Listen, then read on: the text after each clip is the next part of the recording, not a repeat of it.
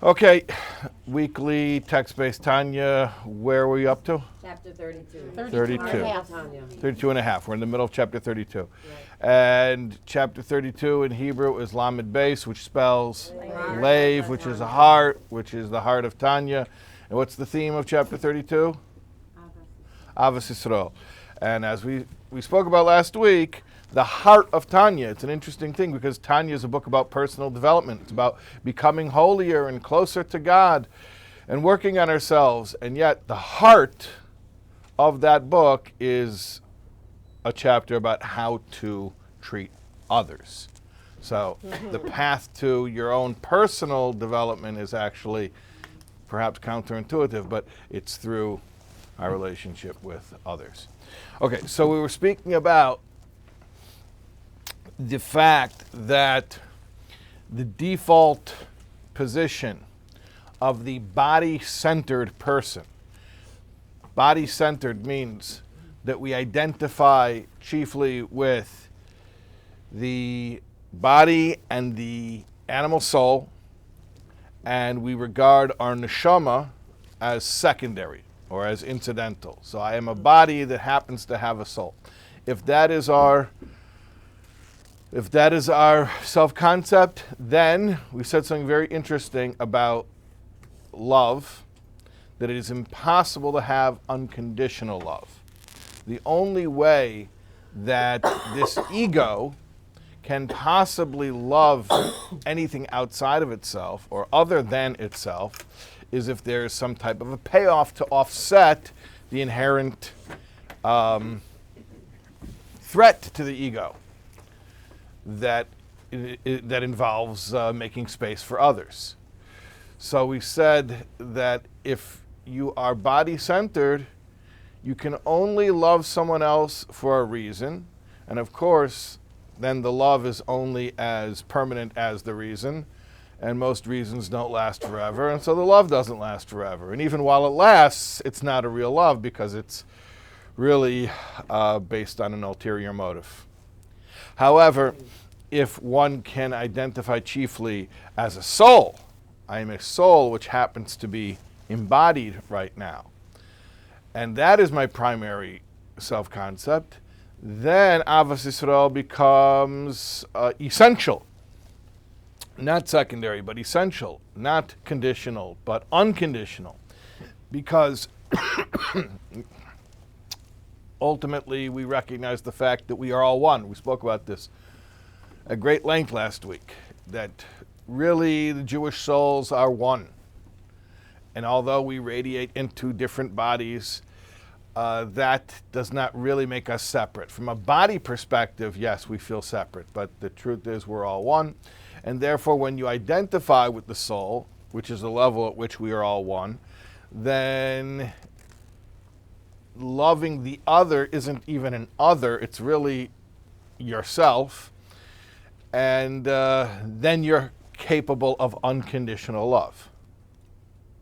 You didn't follow that? No. No, my brain hurts. Why didn't you follow it? What's wrong with it? Oh. Too many steps? I don't have to say it as steps. I could say it as an axiom, and then you don't have to understand how it works. I could just say it, that if you're body-centered, you can only have conditional love. If you're soul-centered, you could have unconditional love. You're soul-centered? If you're body-centered, meaning your identity, the way you think of yourself, is primarily I'm a body and I happen to have a soul, then your love for others will be conditional. If you're soul-centered, meaning I am a soul which happens to have a body, then your love for others will be unconditional. Okay? But I didn't state it as an axiom. I explained the logic behind it. It has to do with separation and oneness. The distinctive characteristic of the body is that it identifies one individual as discrete from another individual. I am not you. How do I know? I'm looking at you. You're looking at me. I'm standing here. You're standing there. So we're separate. Now, I can make allowances for something other than myself, but I have to have a reason to do so. That's called conditional love. I'm just explaining what I already explained. However, if we understand that embodiment is incidental and secondary, and that our primary essential identity is our soul, and if we understand that at the level of the soul, ultimately, the Jewish people are one person, then I do not see you as an other. I see you and I as one entity, which happens to inhabit two separate bodies simultaneously, but that's not the definitive characteristic. The main thing is that we are one energy, and therefore, to love you isn't any different than loving myself, and vice versa. Loving you is loving myself, and therefore it requires no condition. Now, does it make sense? Yeah. We did this last week? Yes, we did this last week. This is deep stuff, man. Well, yes, it's Tanya. It is. Yeah, it's not a cooking class. It's deep. Yes, yes. I admit that it is deep. Yes. But we learned this last week. Yeah. This transcendental level Yeah. of loving the What are you other, calling it? What were? transcendental. Okay. Because you're not grounded. Your soul loves the other as part of your soul. Right. If on the next level, Yeah. is that easy? I mean, that's not something that we could really come by in this world, can we? Well, then why would we talk about it? If you can't accomplish it, why would we talk about it? Because it's an ideal, like it's tzaddik. No, no, Is it tzaddik? No, it is not the same. I like what you say. No. It's the same Yeah. as a tzaddik, that You're I saying we want to learn be a about it tzaddik. like the same way we learn about a tzaddik. That's very cute. You're saying we learn about a tzaddik in chapter 10, even though we know we'll never be one. So maybe in chapter 32 we learn about Ahavas Yisrael, even though we know we'll never really have that. Everybody has a need that they're tzaddik. Yeah, that's true also. But no, that's it. No, the Alter Rebbe is saying no. It's not possible. The Alter Rebbe is saying yes, it is true that everyone has a tzaddik quality. The Rebbe says so very clearly in the Maimer Bila Amavis Lanetzach. But to answer your question, no.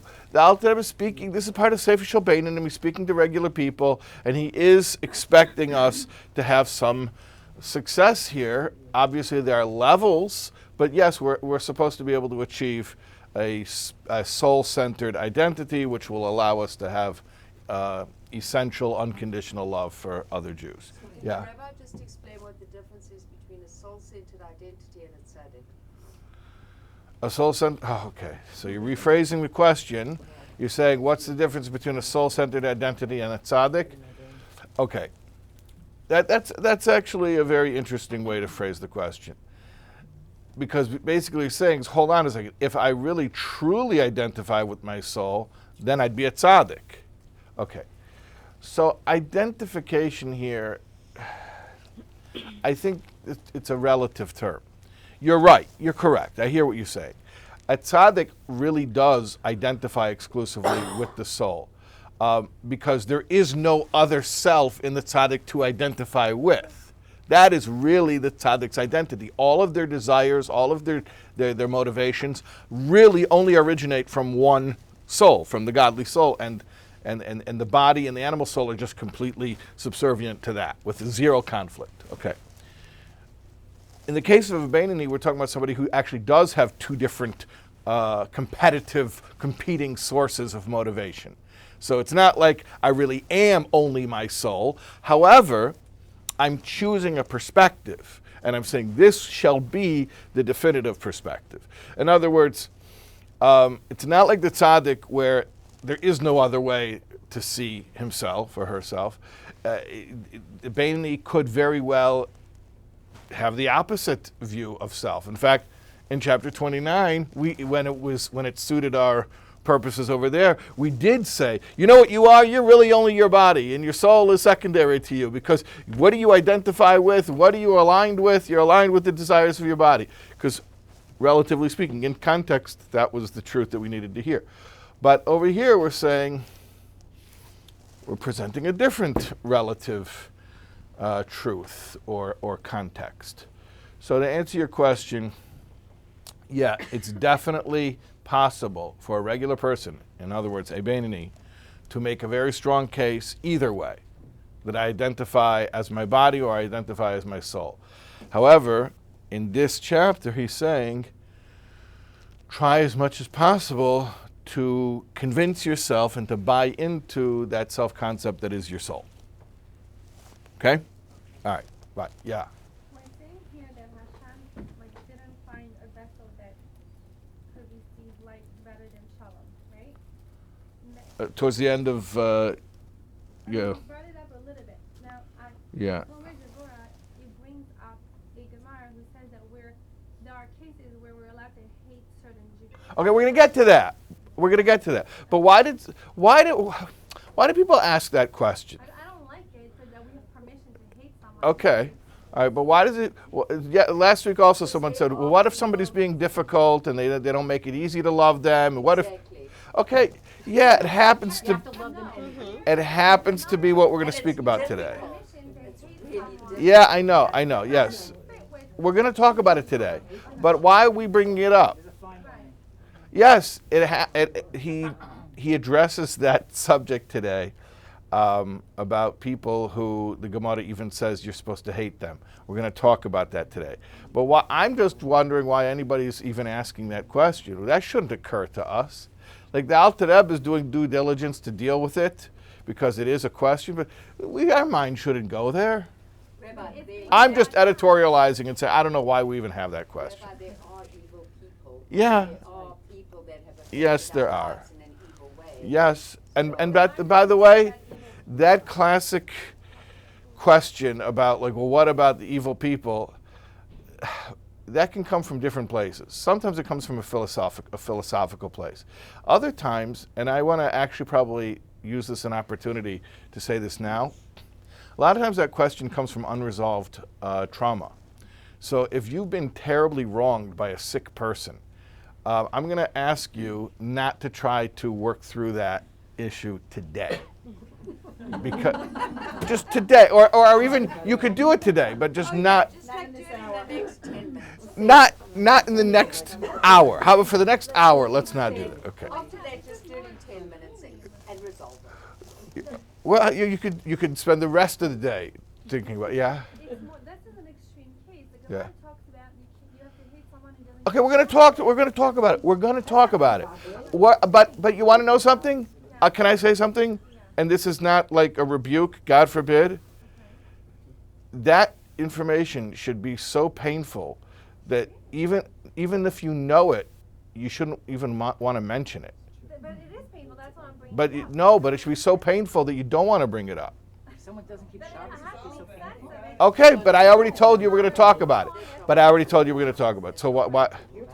I said we're going to talk about it. The idea that we're allowed to, or even told that we're supposed to hate certain people, No. it does exist. But I'm saying, but why is anyone bringing that up? It's so painful. Yeah, it's like the hell part. It's like, we'll talk about it. But who's the guy who's like, when do we get to the hell part? I heard we were going to talk about hell in this class. Like, we'll talk about it. We did, but you did a good job. You did a fantastic Remember which chapter we spoke about hell? I don't know. It was. I 8. don't want to It remember. was chapter 8. You don't want to remember. That's the attitude. That's your base Rivka training coming Eight through. also beyond life. What? 8 symbolizes beyond nature. Yeah. Beyond life. The Yeah. hell is beyond life. Yeah. Yeah, I don't know if I would use that because, Okay, anyways. No, I don't want to even say. All right. Okay. Should we continue? Yes. Okay, fine. So,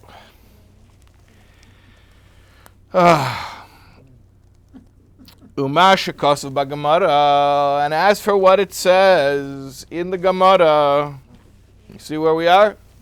Oh, yeah. Huh? I did not look ahead. You didn't look ahead? We're halfway. That's exactly my point. I just learned that in Torah Devorah. Okay. But if you learn it in Talmud Devar, it should have disturbed you and be like, I don't ever want to talk about this. I don't want to bring this up, and I hope I never hear about it again. Okay. We're going to talk. Okay. What is it? From the Ramak. Okay. Enough side points here. Okay. And as for what it says in the Gemara, you with me? If you see your fellow sinning, mitzvah l'sanoisai. It is a mitzvah to hate him. To hate him. To hate him. You see him sinning, it's a mitzvah to hate him. V'gam loimer l'rabbi sheyisanehu. And also to tell his teacher to hate him. Yes, it speaks about this in the Gemara. You see a sinner. This guy's doing bad stuff. We don't pass him like that anymore. No, we don't learn Gemara. No, I don't like that. You don't like it? Okay. So everyone's rushing to resolve it. And you're saying, well, you don't hate him, you hate his actions. Okay, that's an interesting thought. That's not what it says here. Wow. It's not what it says here. Come on. Well, you want to find out what it says? Yeah. Okay. Okay, let's find out what it says. There is a concept in the Gemara. If you see a person who's sinning, that means he's an enemy of God. What, do you want to be a friend of the enemy of God? That means you're the enemy of God, God forbid. So somebody is fighting God. If you don't fight him, then you're, by extension, you're supporting his fight against God. How could you do that? That's the logic, at least. Hainu, so he says, listen, there are some stipulations here. B'chaveda b'teira of mitzvahs. It says, you see chaveroi, your fellow. It means your fellow in Torah and mitzvahs, which means you're talking about a frum person. You're talking about a learned frum person. You're not talking about somebody who's doing this out of ignorance, whether because it's a tinnik shenishba or he just had poor education or whatever reason. It doesn't matter his story. That's irrelevant. The point is, we're talking about a Talmud Chacham who sees another Talmud Chacham who's deciding, God forbid, to rebel against God. So that's what we're describing. Chaveroi means someone who's on your level. And furthermore, and if he's not Chaveroi, who's not on your level, you don't hate him, then you feel bad for them, feel sorry for him. Wow, this guy's so far gone. And furthermore, not only does it have to be someone on your level, ukfar kiyam bay mitzvahs haychech techiach esamisecha. You already fulfilled the mitzvah of rebuking, you shall surely rebuke your fellow. And what does it mean, amisecha, which is an interesting term to use. Rebuking, you shall rebuke, amisecha. Am shi'itcha. Amisecha means am shi'itcha, a person who's with you, b'teira, over mitzvahs. So you rebuked him, and as we said, who did you rebuke? Somebody who's on your level. And nevertheless, even though you rebuked him, he didn't return, he didn't do teshuvah from his sin. Like it's explained in Sefer Charedim.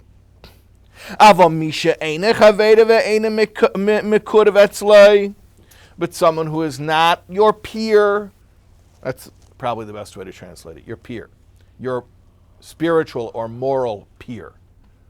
Someone who is not your peer, and he is not close to you. Mekudav means close to you. So then what do we do about him? How are we meant to feel about him? Regarding this person is precisely who Hillel was speaking about when he said, be of the disciples of Aharon. Oyev shalom, loving peace. Oyevas habriyos. Love the briyos. Briyos means the creatures or creations. That means people who have no other redeeming value other than the fact that they were created by God. Umekoravan la Torah, and bring them close to Torah. So if you're talking about somebody who's on your level and they should know better, and they do know better, not they should know better, they do know better, and you've already tried to do your intervention and you pointed it out to them, and they rejected the intervention, okay, so that's who we're talking about, that it's a mitzvah, l'sanoisai, to hate them. But if you're talking about, yeah? But what if they're in emotional pain? Like you still have to hate them? That's also a tinok shenishba. Someone who was religious, but he went through something hard, and now he doesn't feel. Yeah, I think I covered that. No, someone who. I think I covered that. You treat him as a tinok shenishba? I think I covered it. I said, I don't know the guy's story. Yeah.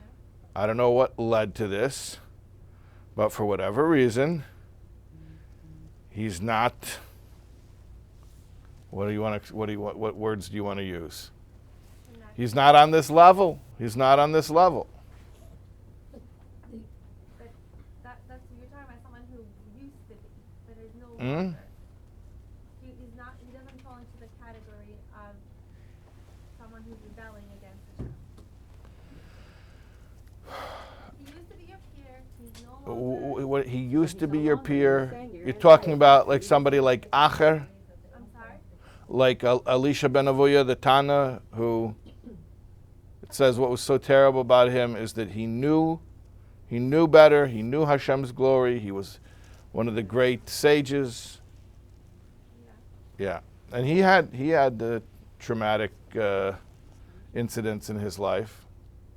In fact, there are different sources in Chazal about what went wrong in his life, and some of it even went back to trauma that he had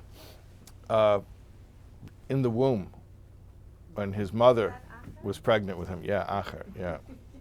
But then you Yeah. have the Ramban who gave instructions in Ezekiel. Yeah, You should never see anybody, Right. because you should always see everyone superior to the. So how can you say like they're my level? Should look at everyone as higher than you. Then you get to hate everybody. Oh, that's a good catch. If you look at everybody as higher than you, then you hate them all because they should all know better. No, it's the chavschus.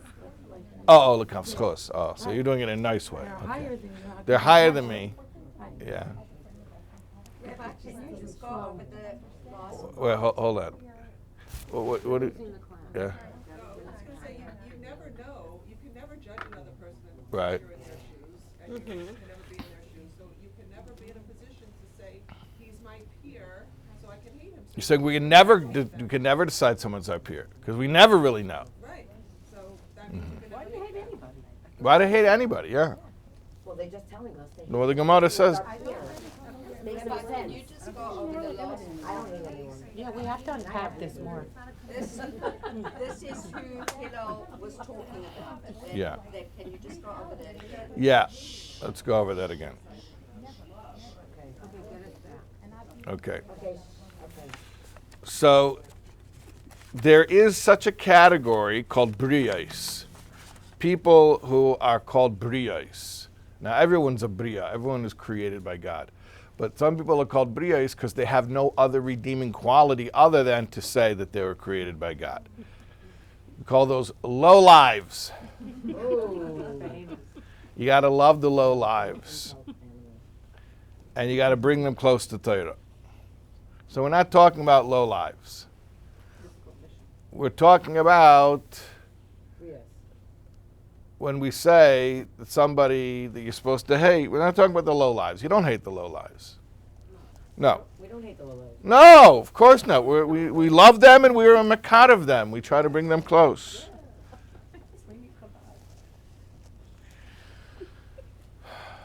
When we're saying to hate anybody, we're only talking about a guy.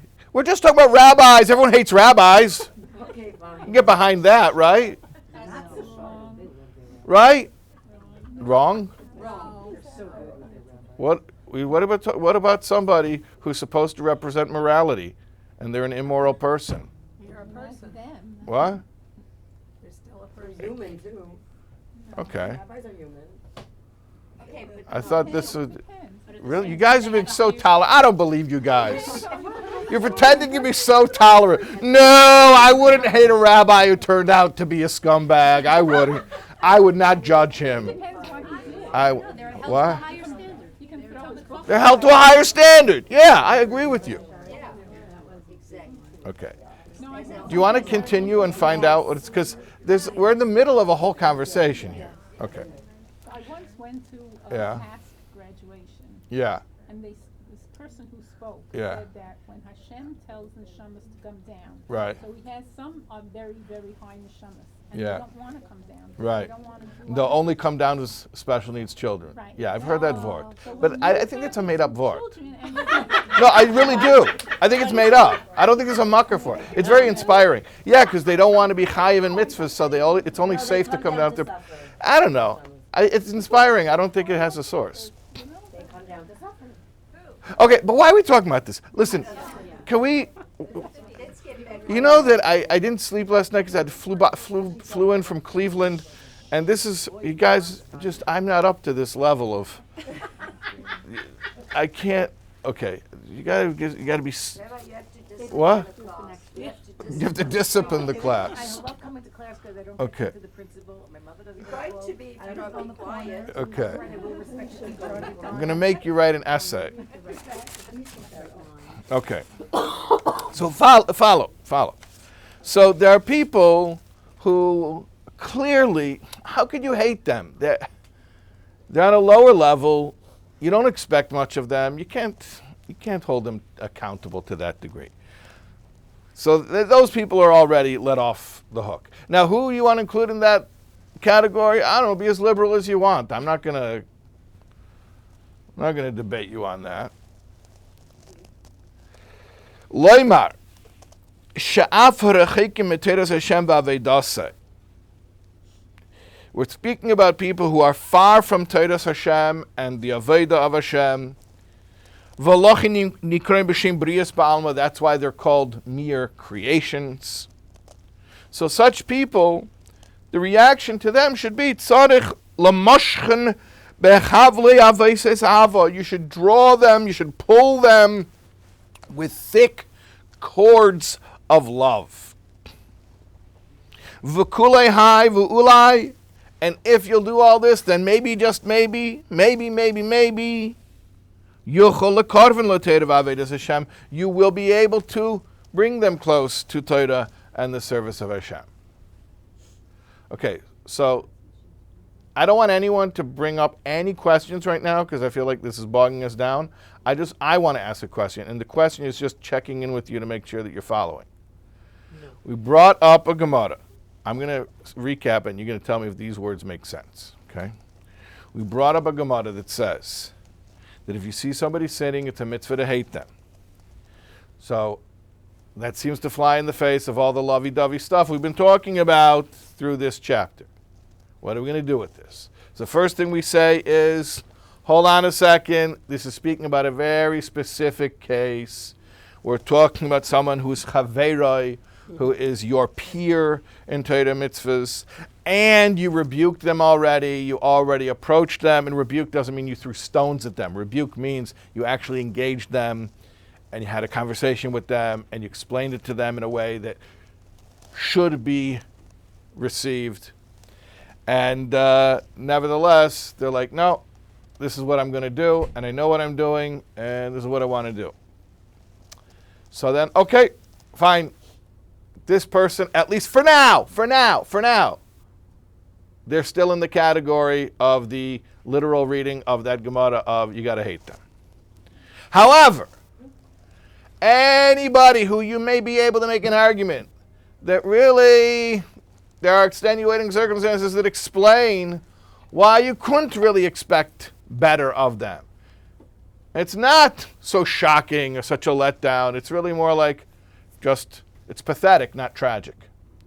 You know the difference between like pathos and tragedy? Tragedy is when there's a hero who has a fall. Pathos is when somebody is in a pathetic situation and that situation gets exacerbated. So this is sad. This is a person doesn't know any better, or they're incapable, or whatever the situation is. I don't know. So that's pathetic. And then the response should be, this Bria, this person who is a Bria, who's just a created being, you be makar of them, you try to bring them close. And maybe, just maybe, you'll succeed to bring them close. Maybe. Okay, so that's what we're up to so far. We haven't resolved everything, but cognitively, you're with us? Yes. Okay. Rabbi, sorry. Yeah. To be like Aaron. Yeah. When are we supposed to be like Aaron?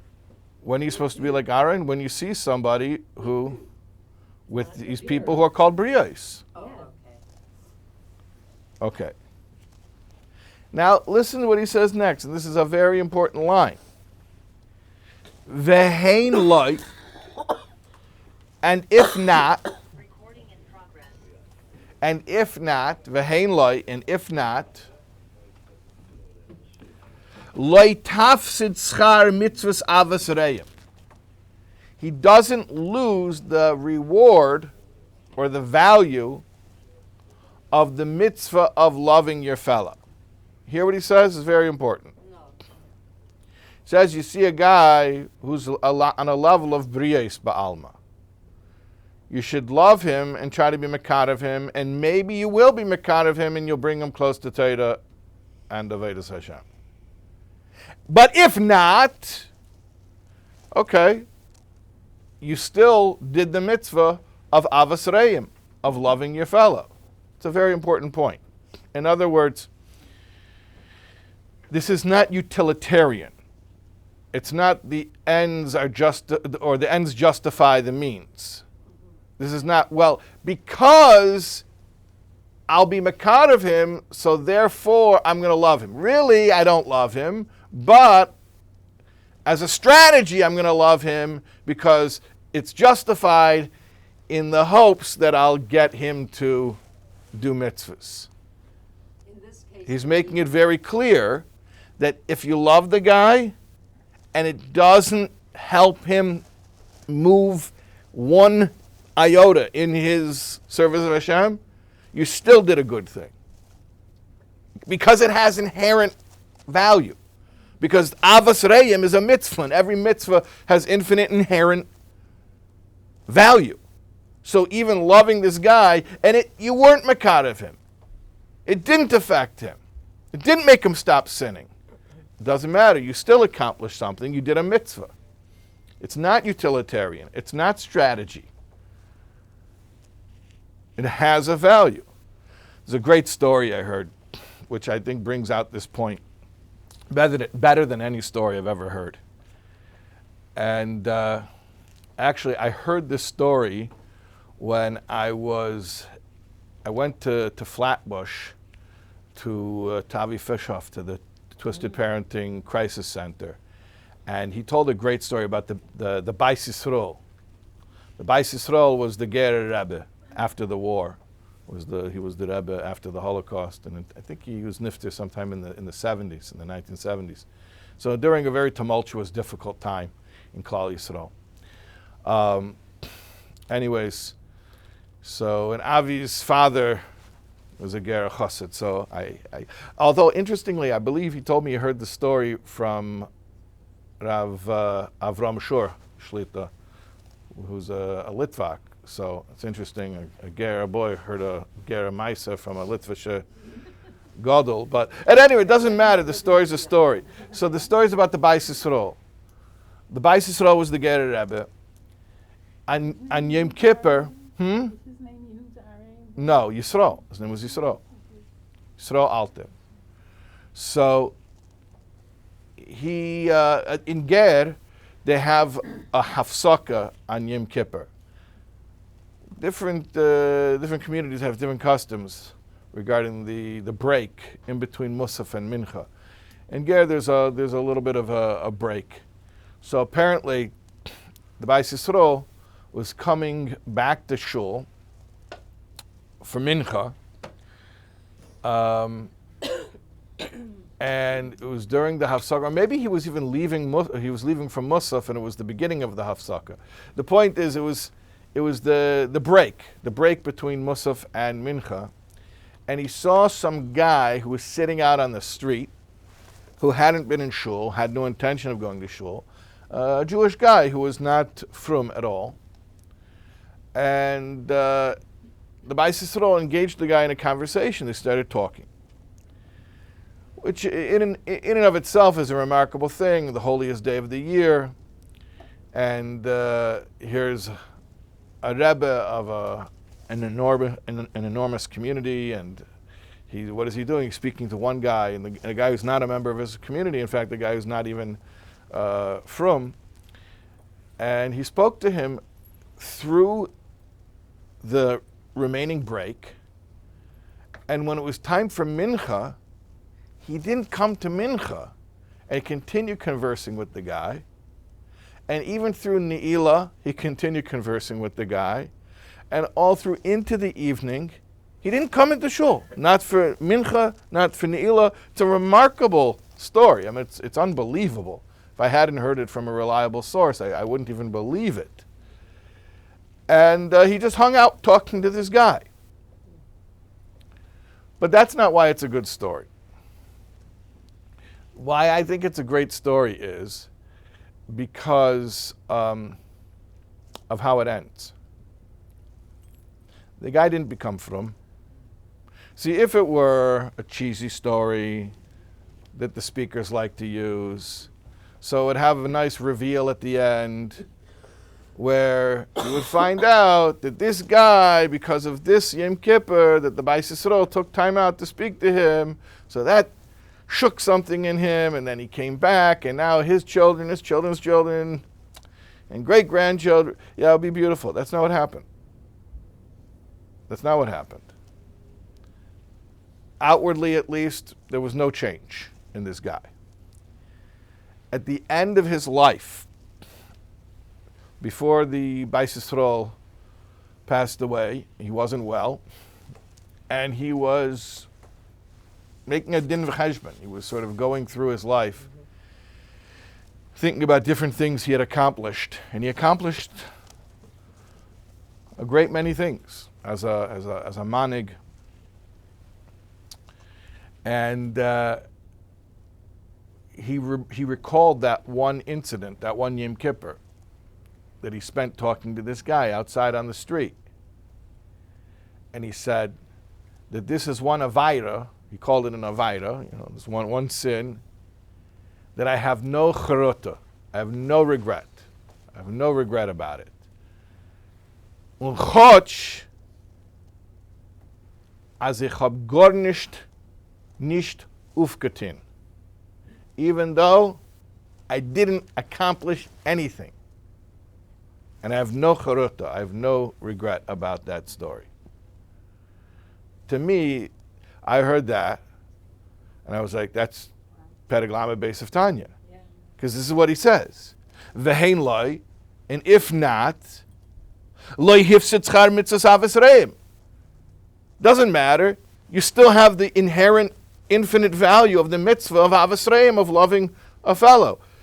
Okay, so would it have been nice if your love accomplished something overtly and he responded to it, he reciprocated? Yeah, that would be beautiful. And obviously that's our hope. Obviously that's our hope, but that's not our motivation. In other words, it's not like, well, I don't really love him, but for the possibility I may get him to do mitzvahs, I'll act like I love him. That's not what it says. It says you should really love him. And even if it doesn't accomplish anything, at least overtly, you still accomplish something. You accomplished loving him. Loving him is an accomplishment. Okay? So that is the people in the category called brios. Now, we still have this leftover category of the guys who we were not able to give them the brios dispensation. They're in the chaveroi category, or the am she'itcha. They're in the category of people who are supposed to know better. We didn't figure out what to do with them. So far, they're still in that category of people who get our hate. So let's see what happens now. Should we continue? Yes. Okay, fine. V'gam ha'mikoravim elav. Now, even the people that are close to you, meaning they are moral peers of yours, v'hoichicham v'loi shavu ma'aveinesayim, and you rebuked them and they didn't do tshuva. Okay, so we're rehashing the conditions. We're rehashing. They are on your level. You did confront them about it, and they didn't do tshuva even after you confronted them. So what about those people? We're going back to that category. People who are not in that category, we already were told, be like the students of Ara and just love them. And even if you don't accomplish anything, you still accomplished something because loving them is an accomplishment. But what about the guy who he is on your level, you did rebuke him, he did reject it. Shemitzvah l'sanaisam. It's a mitzvah to hate him. What can I do? I can't help you. There's a Gemara here that says it's a mitzvah to hate him. Okay. So listen to what the Alter Rebbe does. Okay? I can't help you. You're right. You're bringing me this Gemara and you're saying it's a mitzvah to hate him and I can't figure out a way out of it. You're right, mitzvah l'sanaisam. But you want to know something? Let's read the next words. Mitzvah la'ahavom gamkein. It's a mitzvah to love him too. In other words, the mitzvah to hate him doesn't supplant the mitzvah to love him. Doesn't preclude the mitzvah of loving him. That doesn't change. Common denominators were not responsible for the outcome, just the effort. That's true, yeah. Ushtehen hein emes. They are both true. They're both true. This is so interesting. We don't have to ignore this concept of mitzvah l'sanoisam in order to love them. We don't have to ignore a reality in order to embrace another reality. They're both true. They're both true. Is it a paradox? Yeah, maybe it's a little bit of a paradox, but they're both true. And he explains it, how they can coexist. Sinah, hatred, mitzad hara shebahem, because of the evil that's in this person. Va'ava, and love, mitzad bechinas hatayva gonus shebahem, because of the goodness that is hidden within them. Shehu nitzutz alakos shebeseichem amachaya nafshem olakis. What is the hidden good within them? It is the godly spark inside of them that enlivens their godly soul. So we can react differently to different aspects of this person. We can hate the ra, the evil within them, and we can love the godliness within them. And after all, we've already established which one is primary, which one is definitive. So I hate your shirt. It's just your shirt. Something secondary. Secondary. The ra is not the person's essence. The ra isn't who he is. Something incidental to him. And I'm not going to pretend that I love it if I don't love it. And it's not like I hate your shirt, because that's like a preference thing. But no, let's say it's something that's really morally repugnant. Okay, so I hate it. I hate it. But at the same time, that doesn't change the fact that you not only have, but you are a spark of godliness, and that I love. V'gam, furthermore, in this situation where you have to love-hate somebody, hate-love, when you have to have those mixed emotions, in this case, there's a third emotion. V'gam lo'er rachamim b'libay Allaha. You should arouse rachamim. How do you translate rachamim? Mercy, compassion, pity. That's a different emotion. Rachamim is a different emotion than ahava. Rachamim is specifically a feeling that is evoked because of a pitiful situation. Meaning you could love somebody when they are riding high. Rachamim is a feeling you have because somebody is down in the dumps. Like sympathy, maybe? Yeah, could be sympathy. Yeah. I just want to, that's how the Tomer Devorah said. I don't want to get Tomer Devorah Yeah. crap. But that's basically, that was the conclusion. You have Okay, to Baruch think Hashem. about it. Okay, good. Seems like this is almost to me. What? It's a parental view of a child. Like You could use this in parenting too. Yeah. Nice. Yeah. Yeah. like you see the potential, but you can't stand. Dumb things they do. Yeah, you could use this as a parenting manual as well. Take into account prior Gilgals of one's life? I don't. It doesn't mention any Gilgulim over here. So you're arousing mercy on this person. Remember, who are we talking about right now? We're talking about the peer. How do we know? Well, we don't know, but the guy we think is our peer. The guys who are Bri'es Ba'alma, we were already told, love them. Okay. Not hate and love, just love. The guy who is Chaveira, your peer, oh, I have a mitzvah to hate him. Okay, what can I do about them? Right? So I'm stuck. So he says, well, you could love him too. Not you could love him too. You should. You must love him too. Okay, so now I have hate and love. Okay. But we're not done. Now we introduce the mercy. Very good. We introduce the mercy. And the mercy is a no-brainer. I mean, stop a second. This guy's in a pitiful situation. He is tragic. Because this is a guy who knows better, and he had a fall. Whatever happened, I don't know, but it's tragic. So you have the rachamim, your mo'er rachamim. Ki hi bebechinas galus b'seicha ram sitra achra gever ala b'rashayim. Because his godly spark is in a state of exile within the Sitra Achra, which is prevailing upon the person in the case of Rashayim. So it's very tragic that this noble, godly soul has become subjugated to this negativity. Now watch what happens.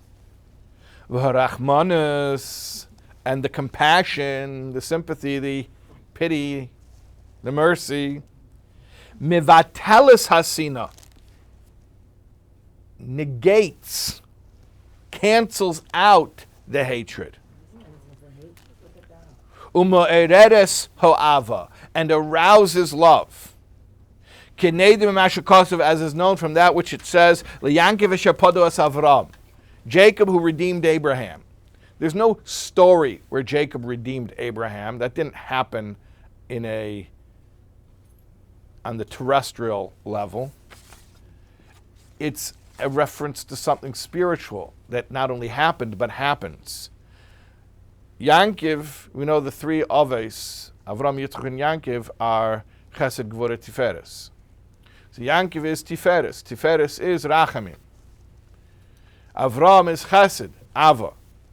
So Yankiv Ishapodas Avram means that Yankiv represents Rachamim, compassion, is Paida, redeems Avram, Ahava, love, when the love is inaccessible for whatever reason. In this case, I'm having a challenge accessing my love for the guy because he's acting in ways that are legitimately hateful. So he says, Yankiv Shapodes Avram, when you need to access the heretofore inaccessible love, there's a tool called Rachamim, compassion. Jacob redeemed Abraham. Compassion redeems, accesses inaccessible love. But I thought that Abraham was completely loving, that there was never a time where he was not loving. His love was unbounded. We're talking about when you can't get in touch with Avraham. You lost his number. I don't know how to reach Avraham. In this particular case, because I'm dealing with a guy who's behaving disgustingly and he knows better, and the Gemara told me to hate him. And I can't get in touch with my Avraham to love him. So we say, don't worry, call your Yankiv will get you in touch with your Avraham. Access the compassion will negate the hatred. So we were supposed to hate him and love him, But then we brought in the compassion. What did the compassion do to the hatred? Nullified it. So the hatred now is ice hatred. It got nullified. So even the hatred was only interim. It was only temporary.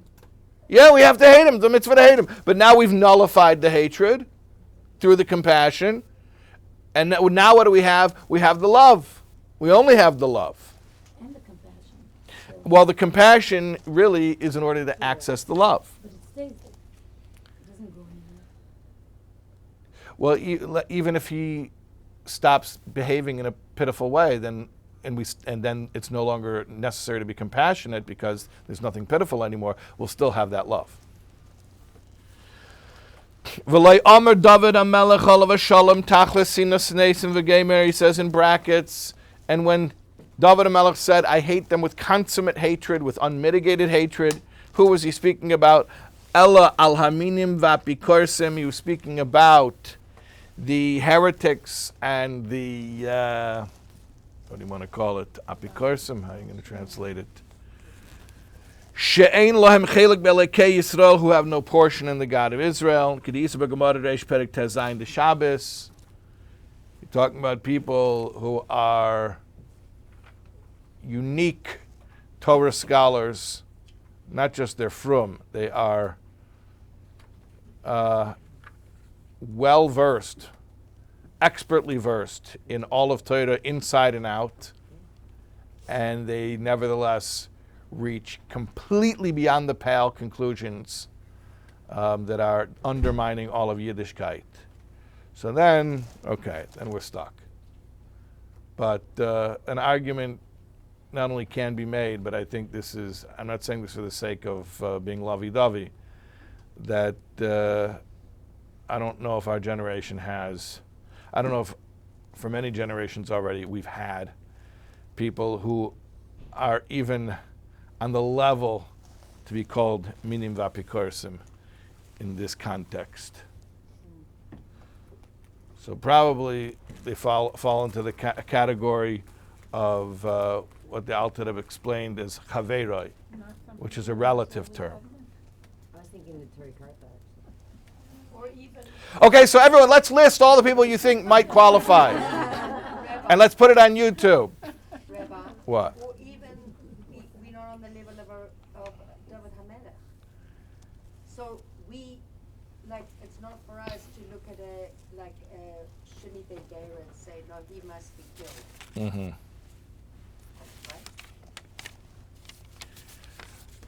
Right? What are you saying? Forget it. Okay. Anyways, bottom line. Love for the other, the real love for the other that we're commanded to have by the mitzvah of V'ahavta l'reacha kamecha,